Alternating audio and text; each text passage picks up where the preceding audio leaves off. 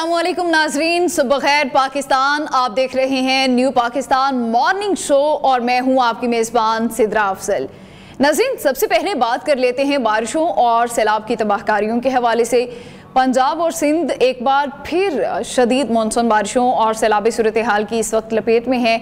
पंजाब में मानसून का 10वां स्पेल जारी है जिसने आवाम की मुश्किलात में काफ़ी इजाफा कर दिया है। मुख्तलिफ अजला में मुसलसल और तेज़ बारिशों के बायस नशेबी इलाके ज़ेर आब आ चुके हैं। सड़कें और गलियाँ नदी नालों का मंजर पेश कर रहे हैं, जबकि कई अजला ऐसे हैं जहाँ पे मामूलाती ज़िंदगी बुरी तरह मुतासर हो चुके हैं। आसमानी बिजली गिरने के वाक़यात ने इंसानी जानों का भी नुकसान किया है और सिर्फ गुज़िश्ता रोज़ ही 2 अफराद जाँ बहक हुए हैं। पंजाब के बड़े दरियाओं में पानी की सतह खतरनाक हद तक बुलंद हो रही है, जबकि अगर बात कर लें हेड तरीमों की तो वहाँ पे पानी का बहाव 5,43,000 क्यूसेक तक पहुँच चुका है। इसी तरह अगर हम बात करें गंडा सिंह की और सलमान की, खान की, कैदराबाद, ब्लोकी और हेड सिदनाई की, तो वहाँ पर भी पानी की सतह बुलंद है और तशवीशनाक हद तक बुलंद हो चुकी है। माहिरीन ने खबरदार तो किया है कि अगर बारिशों का सिलसिला बरकरार रहा तो पंजाब के नशेबी इलाकों में शदीद सैलाबी सूरत हाल पैदा हो सकती है। दूसरी जानिब सिंध में भी बादलों ने खूब बरस कर सूरत हाल को मजीद संगीन बनाया हुआ है। बारिशों से फसलों को नुकसान पहुंचा है, जबकि बाज़ मकामात पर नहरों में शिगाफ भी पड़ गए हैं। हुकूमत सिंध ने खदशा तो जाहिर किया है कि सूबे के 44 तालुका के 1,651 देहात मुतासर हो चुके हैं और मुमकिन तौर पर 16,38,000 से ज़ायद अफराद इस सैलाबी सूरत हाल की लपेट में आ सकते हैं। सिर्फ गुज़िश्ता 24 घंटों में 6,000 से ज़ायद अफराद को महफूज मकामात पर मुंतकिल भी किया जा चुका है और अब तक सूबे भर के मुख्तलिफ अजला से 1,28,000 से ज़ायद अफराद मुतासर हुए हैं। हुकूमत ने फौरी इक़दाम के तहत 528 रिलीफ कैंप्स कायम कर दिए हैं ताकि मुतासरा ख़ानदानों को सहारा मिले, उनका थोड़ा सा आसरा हो जाए, उन्हें थोड़ी सी सहूलत दे सकें।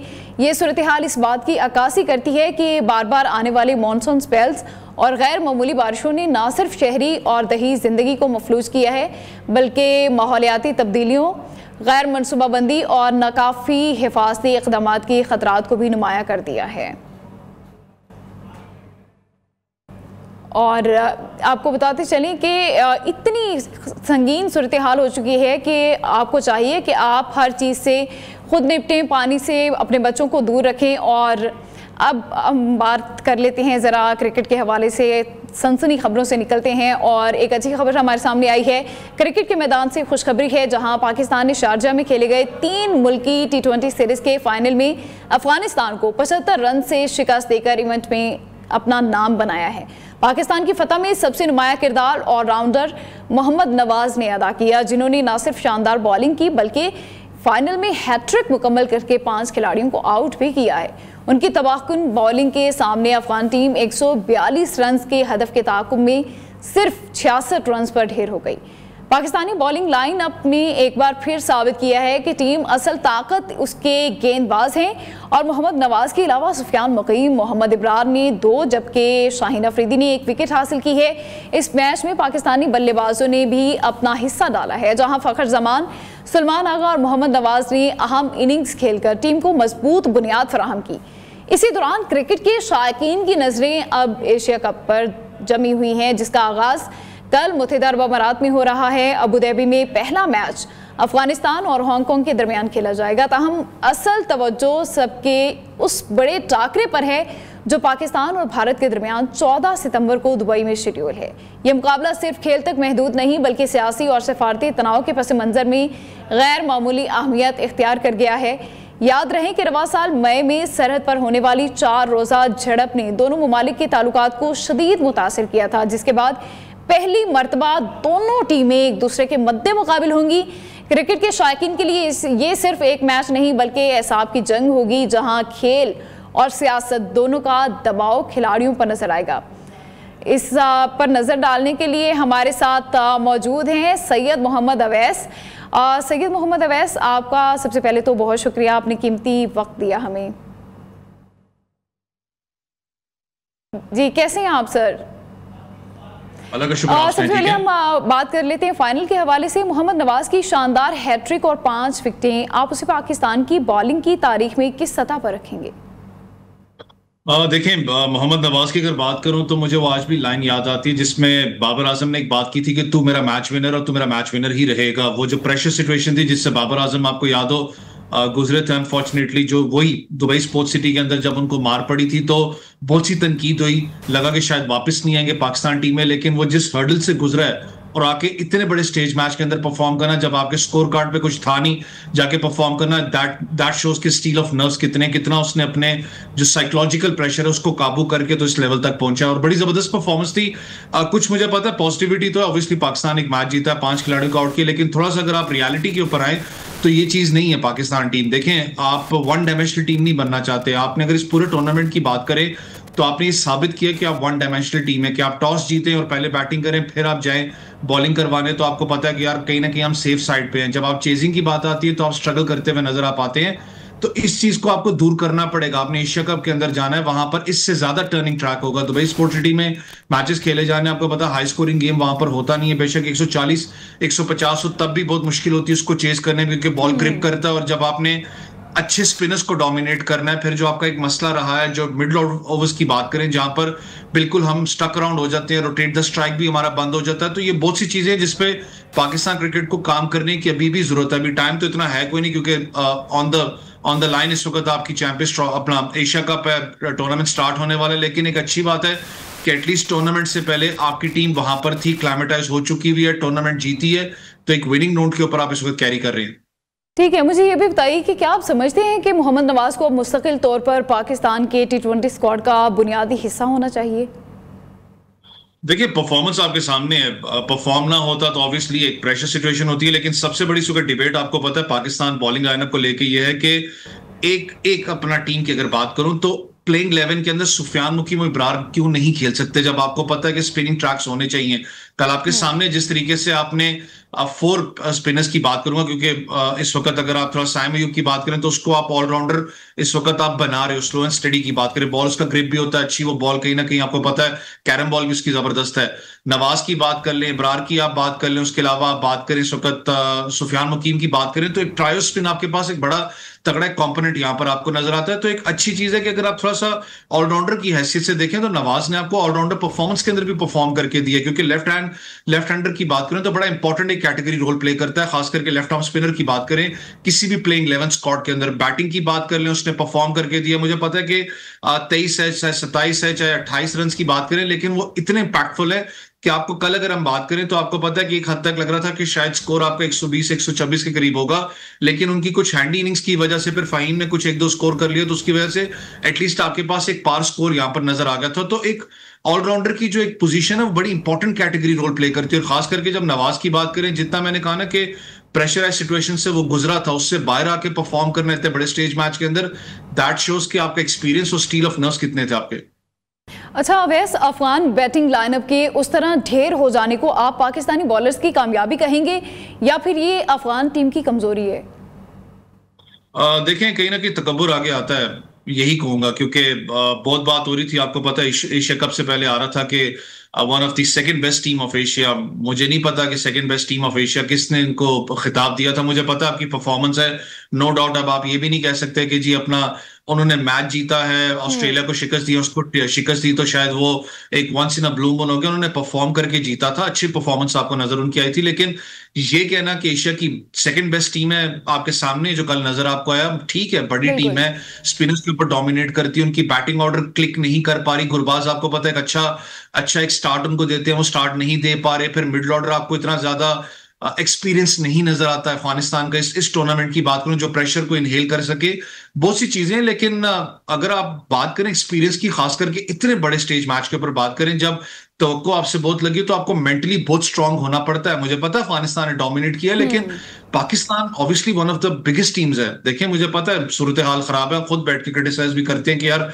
ये नहीं होना चाहिए वो नहीं होना चाहिए, लेकिन एक्सपीरियंस वाइज की बात करें, बड़े टूर्नामेंट्स की बात करें तो पाकिस्तान को एज जरूर था। लेकिन जिस तरीके से कल पाकिस्तान की चाहे शाहीन शाह अफरीदी की बॉलिंग स्पेल, ओपनिंग स्पेल की बात करें, जिस तरीके से गुरबाज को उन्होंने आउट किया, आउटस्टैंडिंग बॉल थी वो जो स्लिप कॉर्डन एरिया के अंदर, फिर नवाज ने आके पूरा का पूरा मैच का पासा पलट दिया, हैट्रिक भी ली। तो दैट शोज कि आप कितना मैच के अंदर इंडल्ज हुए हुए थे, क्योंकि जो स्कोर था, मैंने आपको कहा कि इतना मुश्किल नहीं था अफगानिस्तान के लिए, अगर वो प्रॉपर इनिंग्स, आपको पता है बिल्डअप इनिंग्स वाला कोई प्लेयर उनके पास होता है। लेकिन बॉल अच्छी बात है, ग्रिप ज्यादा कर रहा था, टॉस बड़ा इंपॉर्टेंट था पाकिस्तान के लिए। मैंने लेकिन फिर कह रहा हूं कि आपको वन डायमेंशनल टीम नहीं होना। आपने कहीं ना कहीं अगर टॉस हारते हैं तो आपको जहन में रखना है कि हमने चेज कैसे करना है। चेज में आज भी पाकिस्तान कहीं ना कहीं लड़खड़ाता, आपको पता है बड़ा एक इशू रहा है पाकिस्तान के लिए। लेकिन जो डॉट बॉल डिलीवरीज वाला मामला है वो माइक हैसन को उसको करना पड़ना है। एशिया कप सर पे है, आपने एशिया कप अगर आप जीतना चाहते हो, डॉट बॉल डिलीवरीज वाला जो फैक्टर है उस पर काम करने की जरूरत है।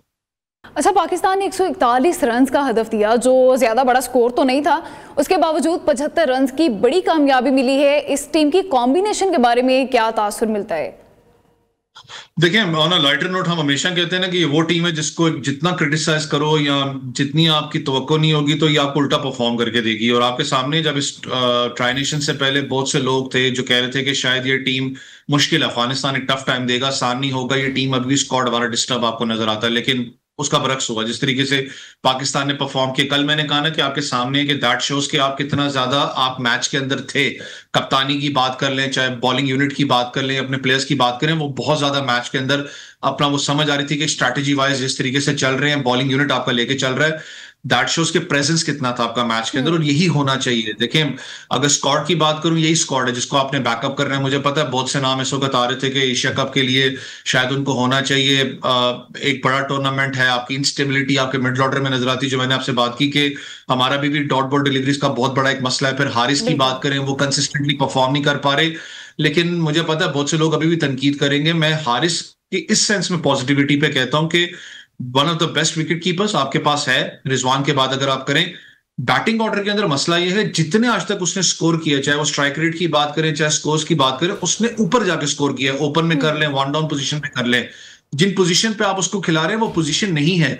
मुझे पता है इस वक्त दुनिया क्रिकेट की बात करें, चाहे पाकिस्तान क्रिकेट की बात करें, अगर आप अपने आप को पाकिस्तान प्लेइंग 11 में रखना चाहते हो तो आपको फ्लोटर किस्म का होना चाहिए कि जहां पर भी चांस मिले मैं परफॉर्म करूं, जैसे हसन नवाज आपको करके दे रहा है। लेकिन कुछ बैट्समैन होते हैं जो कि टिपिकली ओपन के अंदर ज्यादा आपको पता सर्वाइव करते हैं एज कंपेयर टू ये मुश्किल पोजीशंस हैं, जहां पर आपको पता कि या तो इतना ज्यादा प्रेशर आपके ऊपर होता है या आपके पास जो मार्जिन ऑफ एरर है या मार्जिन ऑफ बॉल्स है वो बहुत कम होता है कि आपने जाके फ्रॉम द गो लाइसेंस के साथ आपने किल पे जाना है। लेकिन ये डिफरेंट किस्म के कैलिबर बैट्समैन है, तो शायद साइकोलॉजिकल इतना प्रेशर इस वक्त बिल्ड हो चुका हुआ है, जो प्रेशराइज आपको पता है, चाहे सोशल मीडिया की बात करें या इलेक्ट्रॉनिक मीडिया से, जो एक प्रेशराइज बिल्डअप होता है एक प्लेयर के ऊपर, उस पर काम करना पड़ेगा। देखिए, मुझे ये भी बताइएगा कि ये जितने भी खिलाड़ी खेल रहे हैं, क्या ये अपनी अपनी पोजीशन पर ही खेल रहे हैं?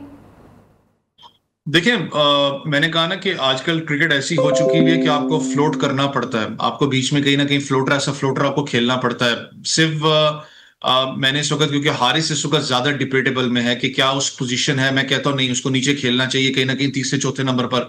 लेकिन मसला फिर वही आ जाता है कि आपके पास फखर जमान भी मौजूद है, आपके पास सलमान अली आगा जिस तरीके में एक गुड निक के अंदर आपको नजर आ रहे हैं, फिर हसन नवाज आपको नजर आ रहे हैं, तो उस जगह में एडजस्ट करना, दैट मीन्स कि आपके पास ये स्पॉट अवेलेबल है, आपको इसका यूटिलाइजेशन करनी पड़ेगी। लेकिन जो आपका इस वक्त थिंक टैंक पीछे बैठा हुआ है, थोड़ा सा सोशल मीडिया या जो प्रेशर इसका बिल्डअप हो रहा है उसको थोड़ा सा हटा के उसको रिलैक्स करना पड़ेगा। कल भी नजर आ रहा था कि फटीग या जो एक होता है ना कि प्रेशर बंदे ने कैरी किया और दिमाग की हिस्स काम करना बंद हो जाती है, नजर आ रहा था। जो शॉट उन्होंने आती खेली जिसपे वो मिस हुए थे, जो शायद आई गेस शायद बाय का रन था, वो नहीं जरूरत थी। आपने कहीं ना कहीं इन विकेट्स के ऊपर आपने स्ट्रेट ग्राउंड पे खेलना पड़ता है, आप ज्यादातर आप टारगेट नहीं कर सकते मिड विकेट एरिया को। तो बहुत सी चीजें जिसपे अभी भी पाकिस्तान को काबू करने की जरूरत है। एशिया कप सर पे है और एक बड़ा टूर्नामेंट है, जिस तरीके से आपने भी कहा कि 14 तारीख को आपने इंडिया के खिलाफ खेलना है। बिल्कुल, वो टीम्स ज्यादा स्पिन बॉलिंग के साथ। मुझे ये बताइएगा कि एशिया कप शुरू हो रहा है तो पाकिस्तान का जो टीम कॉम्बिनेशन है वो कैसे है? देखिए, मैंने कहा ना कि अभी भी बातें हो रही थी कि शायद कुछ कॉम्बिनेशन चेंज होगा, कुछ टीम का जो उनसा शायद प्लेइंग 11 स्क्वाड के अंदर चेंज हो, लेकिन शायद मुझे जहां तक लगता है यही टीम है आपकी। इसने टूर्नामेंट आपको जितवा के दिए, लड़के ज्यादा यूज्ड टू एंड विकेट्स के, ज्यादा ये लड़के जो उनसे क्लाइमेटाइज हो चुके हुए हैं, हमें बैकअप करना पड़ेगा। मुझे पता है कि एशिया कप ऑब्वियसली एक बड़ा टूर्नामेंट है, बहुत अरसा हो गया पाकिस्तान ने उसको जीता नहीं है, लेकिन इस सदी का सबसे बड़ा मार्का, हम तो कहते रहे ना पिछले मैचेस में कि सदी के सबसे बड़े मार्के, लेकिन जब से आपको पता है ये जो मामला हुआ था पाकिस्तान इंडिया वाला, उसके बाद सबसे बड़ा ये सदी का मुकाबला होगा पाकिस्तान इंडिया का। तो वो प्रेशर तो होता है जेन में कि आपने वो एक फ्लैग भी कैरी कर रहे हो, फिर इंटेग्रिटी होती है कि हमने 6-0 मारा है, हमने ग्राउंड पे भी इनको इंशाल्लाह मारना है, तो वो प्रेशर बिल्ड हो रहा होता है। लेकिन अच्छी बात है कि आपको बड़ा एक मोमेंटम मिल गया इस टूर्नामेंट से पहले कि आप एक ट्राई नेशन सीरीज जीते और आप अपने दम खम पे जाके आखिरी मैच जीते, और टफ मैच था जिसमें आपने जीत हासिल की है, तो दैट शोज कि आपका कॉन्फिडेंस लेवल अच्छा है। लेकिन जो मैंने बात प्रोग्राम के आखिर में कोई एक पैगाम आप जो देना चाहें? देखें, पैगाम तो यही होता है, आवाम से कहूंगा, मुझे पता है कि हम भी जज्बाती हो जाते हैं, सारे मामलात हैं, लेकिन ये वही टीम है जिसपे कल भी अगर जज्बात थे, कल हम सब चेंज हो गए। हमने कहा नहीं यार, यही टीम है, चाहे वो मैच विनर की बात करें, चाहे आप किसी भी प्लेयर की बात करें, बैकअप करना पड़ेगा। देखें, ये 26 करोड़ अवाम की टीम है। हम हमेशा बात में करता हूं कि जहां पर कप्तान की बॉडी लैंग्वेज डाउन होती है, वहां 26 करोड़ अवाम की बॉडी लैंग्वेज डाउन हो जाती है। पॉजिटिव आपको रहना पड़ेगा, टूर्नामेंट बड़ा है, लेकिन तवक्को बहुत है आपसे। देखें, दूसरी टीमों को है पता है कि भाई अपने दिन पे ये क्या कर सकती है पाकिस्तान टीम, तो ऑल द बेस्ट, इन लड़कों को बैकअप करना पड़ेगा। ठीक है, बहुत शुक्रिया अवैस, आपने अपना कीमती वक्त दिया। जिस तरह से अवैस कह रहे थे कि अभी जो एक कॉम्बिनेशन बन चुका है, ये इसी कॉम्बिनेशन के साथ अगर हम जाएं और हम इंशाल्लाह भारत को शिकस्त देंगे एशिया कप में, एशिया कप जीतना ही हमारा फाइनल है और हम जीत के रहेंगे। टारगेट यही है हमारा और इस टारगेट को हमें अचीव करना है। कोशिश करें कि लोगों को तनकीद मत करें। हमारे साथ रहें, वापस आएंगे एक ब्रेक के बाद।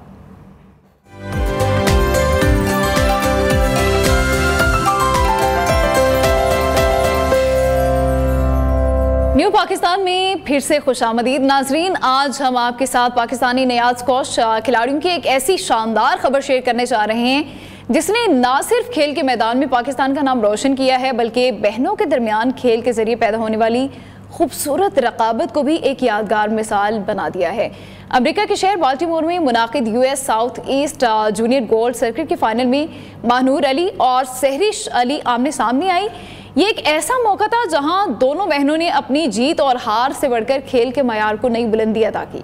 महानूर अली ने शानदार कारकर्दगी का मुजाहरा करते हुए अपनी ही बहन को शिकस्त देकर 22वां गोल्ड मेडल अपने नाम किया, जबकि सहरिश अली ने इवेंट के दौरान उम्दा खेल पेश करके अपनी 19वीं गोल्ड मेडल की जुस्तजू को मजीद आगे बढ़ाया।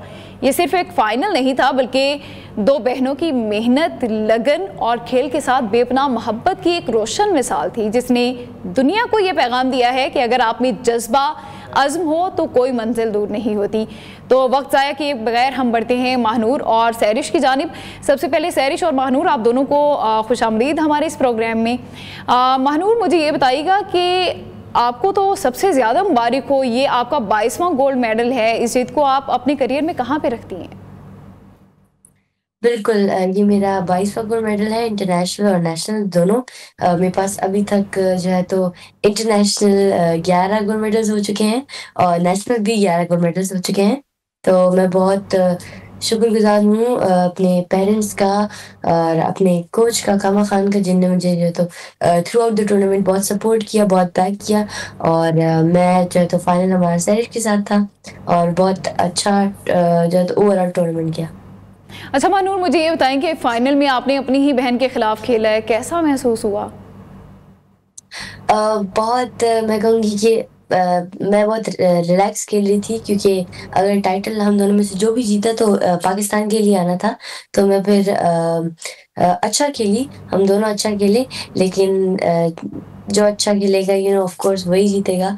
तो मैं जो है तो इंशाल्लाह यही ट्राई करती रहूँगी कि आगे भी टूर्नामेंट्स में अच्छा परफॉर्म करूँ, चाहे वो सहरिश के साथ हो, चाहे जिसके साथ भी मैच हो।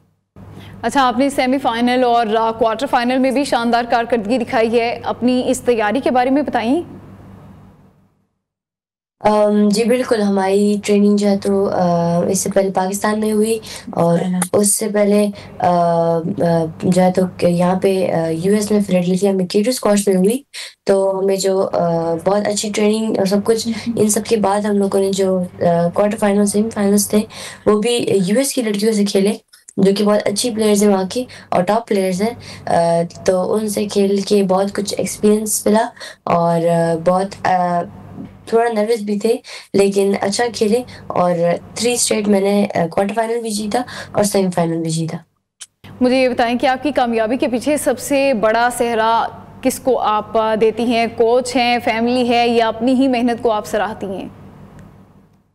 मैं कहूँगी कि ये एक टीम वर्क है, मेरे अकेले का काम नहीं है। मैं मेहनत करती हूँ ऑफ कोर्स, लेकिन सबसे ज़्यादा जो है तो मुझे यहाँ तक लाने में मदद की है स्पॉन्सर ने। मेरे जो स्पॉन्सर है टोयोटा मोटर्स, उन्होंने मुझे स्पॉन्सर किया, सपोर्ट किया इस टूर्नामेंट के लिए। और मेरे पेरेंट्स ने जो कि शुरू से लेकर मेरे करियर की स्टार्टिंग से लेकर अभी तक मेरे साथ हैं, मुझे सपोर्ट करते आ रहे हैं। और उसके बाद मेरे कोच जो कि मुझे गेम्स में सपोर्ट करते रहे हैं, और भी बहुत चीज़ों में मुझे ट्रेनिंग कराने में, और सबसे एंड में मेरी अपनी मेहनत है जिसकी वजह से मैं ये टाइटल अपने नाम कर सकती हूँ। अच्छा, मुझे ये भी बताएं कि महानूर, आपका अगला टारगेट क्या है? अब आपकी नज़रें आलमी सतह पर किसी बहुत बड़े एजाज़ पर होंगी? अगला इंशाल्लाह जो है तो मेरा मेन टारगेट तो वर्ल्ड जूनियर और पीएसए है, प्रोफेशनल स्क्वॉश, जो कि मैं खेलना चाहती हूँ, जिसमें वर्ल्ड ओपन भी आता है। लेकिन अभी जो मेरा जूनियर का गोल है वो है गोल्ड इवेंट्स, जो आगे आ रहे हैं। हमारे 2 और गोल्ड इवेंट्स आ रहे हैं, और उसके बाद इंशाल्लाह यूएस जूनियर ओपन और ब्रिटिश जूनियर ओपन, जो कि प्लेटिनम इवेंट्स हैं, बहुत बड़े इवेंट्स हैं। तो मैं उनके लिए मेहनत करूँगी और अच्छा खेलूँगी। ठीक है। सहरिश, मुझे ये बताएं कि पहले तो आपको भी मुबारक हो कि आपकी ही बहन है, उसने जीता है, तो आपको कैसा लग रहा था? आपकी बहन ने ही आपको शिकस्त दी। हमारे तो आपस में बहुत ज़्यादा अभी तक मैचेस आए हैं, और थैंक यू सो मच हमें कॉन्ग्रेचुलेट करने के लिए।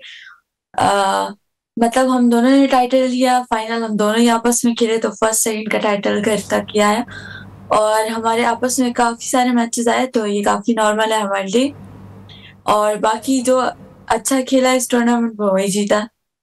ठीक है, मुझे ये भी बताएं कि बहन के खिलाफ खेलने का तजुर्बा कैसा रहा? क्या इसने खेल पर कोई फ़र्क डाला है? हम लोग आपस में काफ़ी सारे मैचेस खेल चुके हैं, तो अब हम लोग के लिए नॉर्मल है, इतना कोई बड़ी बात नहीं है। बाकी हमारी अपनी नर्वसनेस होती है कि हम लोग अच्छा परफॉर्म करें, चाहे जो भी हो। बहन हो, गेम में बहन नहीं होती, ओपोनेंट होती है, तो हम अपना बेस्ट ही देते हैं। ठीक है, मुझे ये भी बताइएगा कि क्वार्टर फाइनल और सेमीफाइनल में आपने मजबूत हरीफों को शिकस्त दी है। इस जीत ने आपके एतमाद में कितना इजाफा किया है? आगे किस तरह से इस खेल को लेके चलेंगी? बिल्कुल, मैंने अपने सारे मैचेस काफ़ी टफ थे, और मैंने अपना बेस्ट दिया कि मैं उनको मिनिमम पॉइंट्स दूँ, और बेस्ट से बेस्ट शॉट्स मारूँ, बेस्ट खेलूँ। तो मैंने अपने क्वार्टर सेमीफाइनल काफ़ी अच्छे खेले, वो भी काफ़ी अच्छी लड़कियाँ थी। तो बस मैंने अपना बेस्ट दिया और मैं फाइनल तक पहुँची। सहरिश, मुझे ये बताएं कि आपने कितने गोल्ड मेडल जीते हैं? इस बात पे आपके घर में कोई लड़ाई नहीं होती, कोई चपकलश नहीं होती कि यार इसने ज़्यादा जीत ली, इसने कम जीते हैं? नहीं, ऐसा नहीं है, क्योंकि मैंने सबसे लास्ट स्टार्ट किया स्क्वॉश में, मानूर के बाद मैंने स्टार्ट किया, तो मेरे पास अभी तक 18 गोल्ड मेडल है, और इंशाल्लाह अभी तो आगे बहुत सारे टूर्नामेंट जीतने हैं और बाकी बड़े-बड़े टाइटल्स लेने हैं, तो अभी तो काफ़ी गोल्स हैं, और I am looking forward to it. अच्छा, ये भी बताइएगा कि आप दोनों खेल और पढ़ाई को किस तरह से इक्वल लेके चलती हैं कि खेल का तवाज़ुन भी कायम रहे और पढ़ाई का तवाज़ुन भी कायम रहे?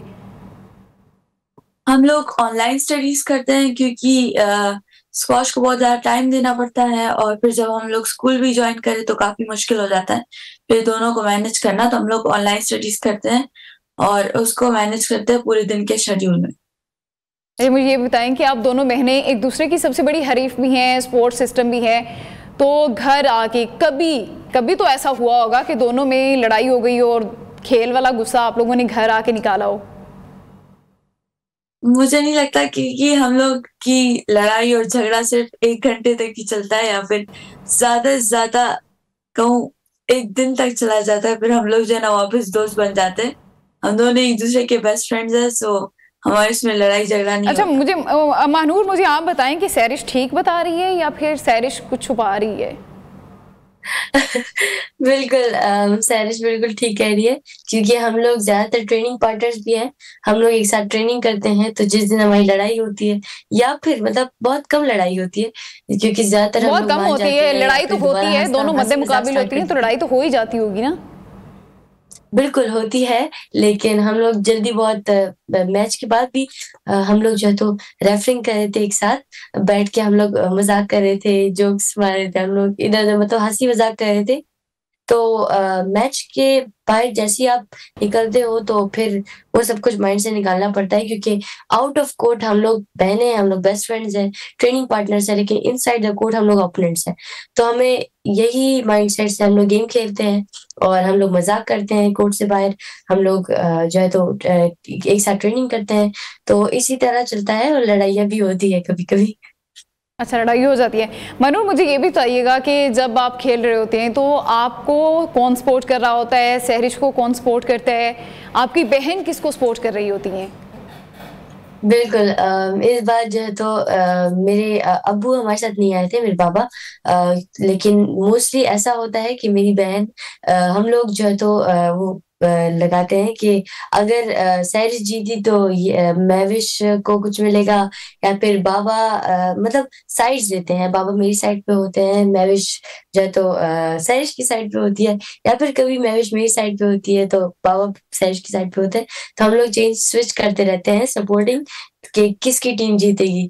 तो एक मज़ाक भी है हमारा, जोक्स भी चलते रहते हैं कि हम लोग जो है तो किसका सपोर्ट कर रहे हैं और कौन जीतेगा। लेकिन नॉर्मली इस बार अच्छा, हमें कोई मुझे ये सपोर्टिंग बताएं कि नहीं। ऐसा होता है कि पार्टी बन जाती है कि अब्बा जो हैं वो महानूर की तरफ हैं, अम्मा सैरिश की तरफ हो गई, बहन है वो दोनों तरफ खेल रही हैं, इस तरह से होता है कभी? बिल्कुल ऐसा ही होता है जब अम्मी-अब्बू दोनों होते हैं, तो फिर वो लोग साइड लेते हैं कि लेकिन उनके लिए असल में जो भी जीते तो वो हम दोनों पे खुश होंगे। तो ज़्यादातर वो लोग इतना इंटरफेयर नहीं करते जब हमारा मैच होता है। वो लोग सिर्फ़ पीछे से खेलता है कि गुड शॉट या फिर बहुत अच्छा खेले आप दोनों, बस इतना। ज़्यादातर वो लोग नहीं इतना करते। अच्छा मनूर, और मनूर सबसे पहले तो मुझे आप ये बताएं कि जो पाकिस्तानी लड़कियां आपको देखती हैं, आपको फॉलो करती हैं, उन्हें क्या पैगाम देना चाहेंगी आप? मैं उन्हें यही कहना चाहूँगी कि सब कुछ जो है तो मेहनत पे होता है। मैं चाहूँगी कि आप लोग अपनी मेहनत ना छोड़ें, चाहे आप जिस फ़ील्ड में भी हो। ये मैं हमेशा कहती हूँ और मैं इस बार फिर कह रही हूँ कि आप लोग जो है तो मेहनत करें, कंसिस्टेंसी से, चाहे कुछ भी कर रही हो आप, किसी फ़ील्ड में भी हो, और मेहनत ना छोड़ें, क्योंकि बहुत स्ट्रगल्स आने वाली हैं लाइफ़ में और आएँगी भी। हम भी स्ट्रगल्स फेस कर रहे हैं, लेकिन जो है तो अपने और ख़ास करके पेरेंट्स को कि आप लोग अपनी बच्चियों को सपोर्ट करें, और पाकिस्तान में बहुत टैलेंट है और हम भी आगे जा सकते हैं, हमारी बच्चियाँ खास करके। ठीक है, सैरिश आप बताएं, आप क्या कहेंगी? मैं सेम मानूर की तरह कहूँ कि आप मेहनत ना छोड़े और जिस भी फील्ड में आप हो आप उसमें मेहनत करें और पाकिस्तान का नाम रोशन करें। ठीक है, बहुत शुक्रिया। महानूर और सैरिश हमारे साथ थी, दोनों बहनें थी और दोनों बहनें एक दूसरे के ख़िलाफ़ खेलती हैं, दोनों पाकिस्तान के लिए खेलती हैं। दोनों में से कोई एक तो लाजमी गोल्ड मेडल जीत के पाकिस्तान आता है।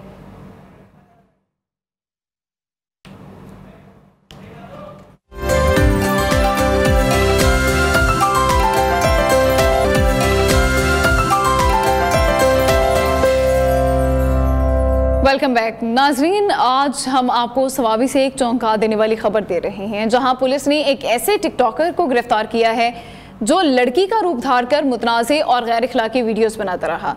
यह नौजवान सोशल मीडिया पर ऐसे अंदाज इख्तियार कर रहा था जिससे न सिर्फ नौजवान नस्ल गुमराह हो रही थी, बल्कि मुआशरे में शदीद गम गुस्सा और बेचैनी भी फैल रही थी। डीएसपी एजाज आबाजाई और सवाबी सिटी पुलिस स्टेशन के एसएचओ सईदुल अमीन ने बताया है कि टिकटॉकर अब्दुल मुईज़ नामी मुलजिम अपने अकाउंट पर रोज़ाना ऐसी वीडियोस अपलोड करता रहा जिस पर अवामी हलकों की जानिब से सख्त रद्द-ए-अमल सामने आया। पुलिस ने चौकी के इंचार्ज आमिर खान की सुराग रसानी पर फौरी कार्रवाई की और मुलजिम को गिरफ्तार किया है। पुलिस के मुताबिक मुलजिम के खिलाफ एफआईआर दर्ज कर ली गई है। एफआईआर में कहा गया है कि वो सोशल मीडिया पर फहश और नामुनासिब वीडियोस के जरिए माशरती इक़दार को नुकसान पहुंचा रहा था, जो नई नस्ल पर इंतहाई बुरे असरात डाल रही थी। नाज़रीन, गिरफ्तारी के बाद मुलजिम ने एतराफ़ जुर्म करते हुए कहा है कि वो बिजमल गांव जाफर खेल का रिहायशी है और वाकई अपने टिकटॉक अकाउंट पर ये वीडियोस बनाकर अपलोड करता था। उसने वादा किया है कि आइंदा वो ऐसे हरकत से बाज रहेगा। पुलिस की जानिब से जारी वीडियो बयान में इस टिकटॉकर ने खुलेआम तस्लीम किया है कि ये सब कुछ उसकी गलती थी। लेकिन यहाँ एक निहायत काबिल अफसोस बात ये भी सामने आई है कि इसने अपनी वीडियोस सवाबी की रवायती चील में बनाई जो ख़वातीन फ़ख्र से पहनती हैं। इस हरकत ने अवामी दिल आज़ारी को मज़ीद बढ़ा दिया है। फिलहाल अब्दुल मुईज़ को मुकामी अदालत में पेश कर दिया गया है, जहां वो कानून का सामना करेगा। पुलिस हुकाम का कहना है कि इस तरह के अनासर माशरती इक़दार रवायात को नुकसान पहुँचाते हैं और ऐसे अफराद के ख़िलाफ़ कार्रवाई जारी रहेगी ताकि नौजवान नस्ल को गुमराह होने से बचाया जा सके। नाज़रीन, ये वाक़ई एक लम्हा फ़िक्रिया है। सोशल मीडिया के इस दौर में जहाँ मौक़े मौजूद हैं वहीं ख़तरात भी मौजूद हैं। अब ये हमारे मुआशरे पर है कि हम किस तरह अपने इक़दार और नई नस्ल को इन ख़तरात से बचाते हैं। अब ये हम पर डिपेंड करता है कि हमने किस तरह से अपने सोशल मीडिया को, अपने मोबाइल फ़ोन को किस तरह से इस्तेमाल करना है, अपने बच्चों को गलत रास्तों पर जाने से किस तरह से रोकना है, किस तरह से हमें अपनी चीज़ों को महफूज बनाना है। और हमारी माएँ क्या करती हैं कि अपना वक्त बचाने के लिए बच्चों को मोबाइल दे देती हैं। सो मोबाइल से अपने बच्चों को दूर रखें। एक छोटी सी ब्रेक, वापस आएंगे।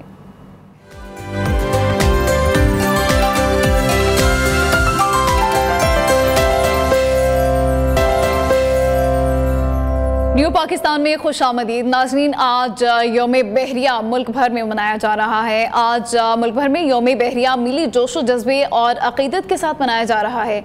ये दिन पाक बहरिया की उन लाजवाब कुर्बानियों और कारनामों की याद ताज़ा करता है जो 1965 की जंग के दौरान कौम के दिफा और दुश्मन के नापाक अज़ाइम को खाक में मिलाने के लिए पेश किए गए। 7 और 8 सितंबर 1965 की शब पाक बहरिया ने तारीख रकम की जब 7 जंगी जहाज़ों पर मुश्तमिल बेड़े ने ऑपरेशन सोमनाथ के दौरान भारतीय बंदरगाह दवारका पर कामयाब बमबारी की। इस ऑपरेशन के नतीजे में भारतीय रडार स्टेशन और रेडियो बेकन तबाह हो गए जो भारतीय फ़ज़ाइयों को कराची पर हमले के लिए रहनुमाई फराहम कर रहे थे।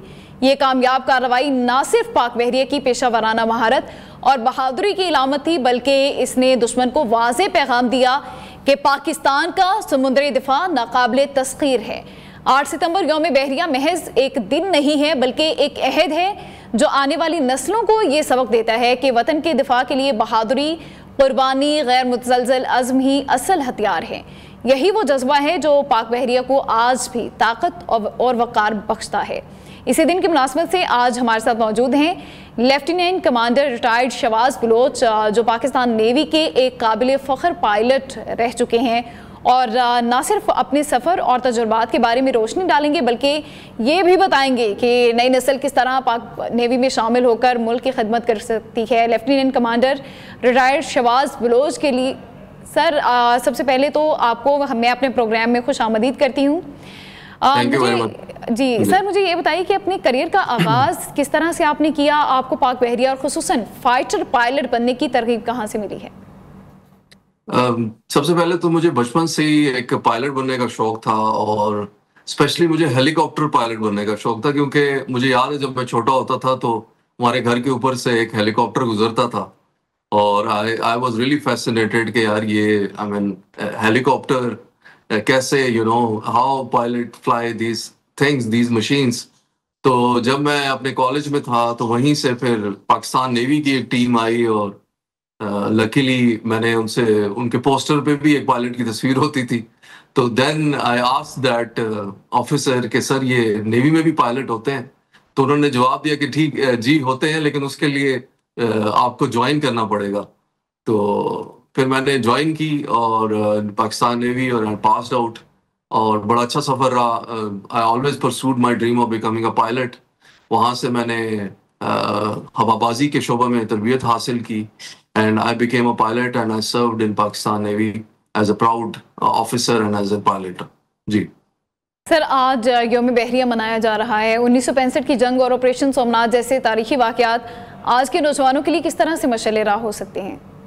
देखिए, ये जो हिस्ट्री में इस तरह के जब मार्के होते हैं तो आई थिंक इसको वक्तन फवक्तन रिपीट करना चाहिए और इसको हमें एक इन लोगों को खराज तहसीन पेश करना चाहिए कि जो अपने से 1 into 5 टाइम्स साइज दुश्मन के साथ जब आप मुकाबला करते हैं, अददी बर्तरी उनको हासिल होती है, तो क्या ऐसी चीज है, क्या ऐसी वो टूल है जिससे हम उनसे ये जंग जीत जाते हैं? अब देखें, उनके पास हमेशा से अदिति बर्तरी रही है। 65 की जंग में, ऑपरेशन सोमनाथ में, ऑपरेशन द्वारका में हमारे पास सिर्फ 8 जहाज थे, एक सबमरीन थी, उनके पास 28 जहाज थे।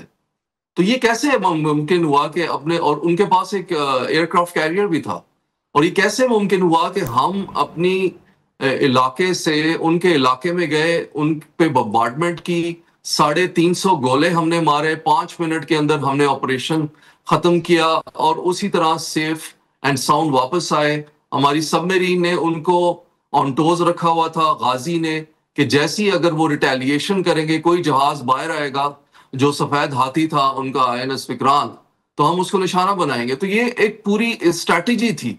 तो आज के प्रोग्राम से इतना ही, मिलेंगे अगली सुबह, और मुझे दीजिए इजाजत। अल्लाह हाफिज।